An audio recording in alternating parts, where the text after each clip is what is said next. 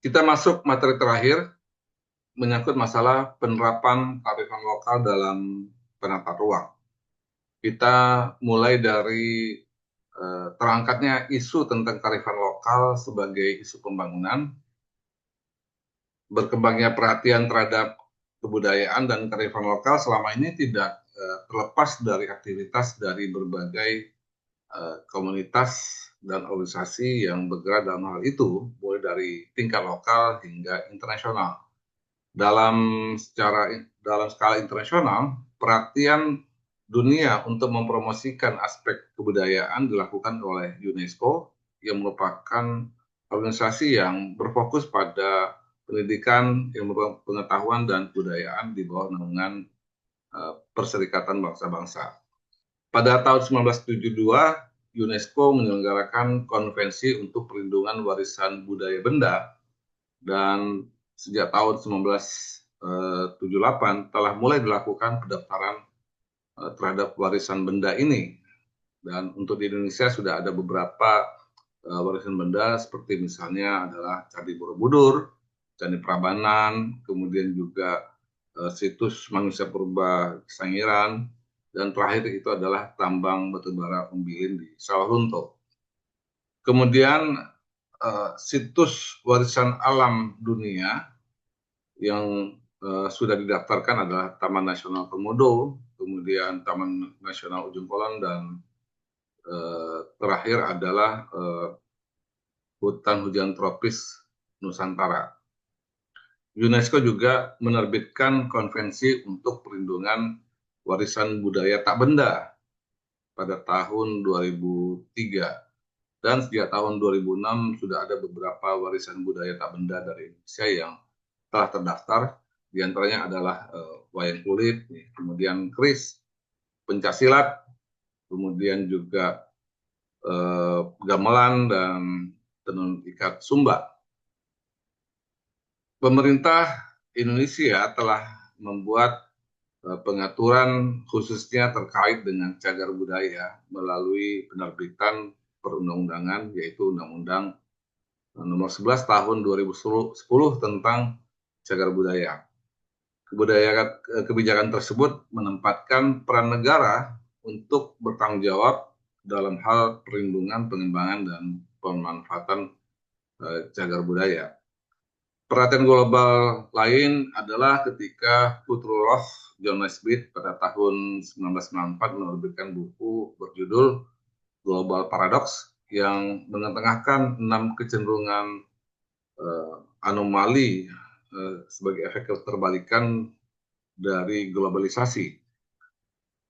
Paradoks utamanya adalah semakin global akan semakin lokal, atau semakin dunia menjadi global, semakin penting unit-unit kecil seperti negara kecil, perusahaan kecil, dan identitas lokal. Pengakuan UNESCO dan beberapa prediksi masa depan tersebut telah membangkitkan perhatian untuk melihat kembali kekuatan-kekuatan lokal, termasuk menggali kearifan lokal di setiap kelompok masyarakat. Penelusuran dan penggalian ini menjadi upaya kolektif para peneliti hingga sampai pada melibatkan pemerintah secara berjenjang. Kemudian kita lihat lebih lanjut, pengaturan tentang kearifan lokal belum ditemukan dalam Undang-Undang Penataan Ruang, termasuk dalam PP 21 tahun 2021 ya. Namun kita menemukan bahwa hal tersebut sudah diungkap dalam beberapa peraturan Menteri ATR BPN nomor 11, nomor 14, dan nomor 21 tahun 2021. Yang dapat kita simpulkan beberapa hal, pengaturannya adalah kearifan lokal sebagai kawasan kearifan lokal sebagaimana diatur dalam Permen 11 dan 14 merupakan subjek material sebagai suatu kawasan yang terkategori kawasan lindung yang memerlukan pengaturan secara khusus dalam perencanaan tata ruang dan pemanfaatan ruang. Bila mana kawasan-kawasan lindung selama ini didominasi oleh lingkungan vegetasi dan geologi, kawasan kearifan lokal merupakan kawasan yang berada dalam lingkungan terbangun atau berada dalam area aktivitas manusia, ya. Penggunaan dengan pengaturan zonasi pada kawasan-kawasan kearifan lokal memerlukan pencermatan untuk menemukan bentuk-bentuk, ya. Kemudian juga perlindungan yang perlu dilakukan untuk menjaga dan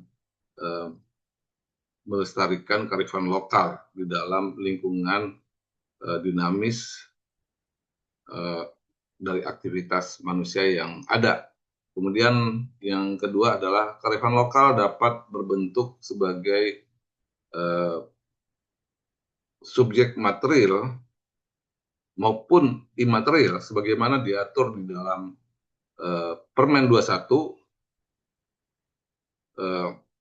dalam perspektif pemberian insentif dan disinsentif, menunjukkan dukungan program-program pengendalian pemanfaatan ruang untuk mengakomodasi kearifan lokal. Masyarakat tradisional yang masih menjalankan tradisi di sekitar lokasi pada zona kendali dapat menjadi sasaran dari pemberian insentif dan disinsentif tersebut. Demikian materi tentang kearifan lokal dalam penata ruang yang dapat didalami lebih lanjut dalam materi tertulis yang telah disampaikan. Demikian, terima kasih. Wassalamualaikum warahmatullahi wabarakatuh.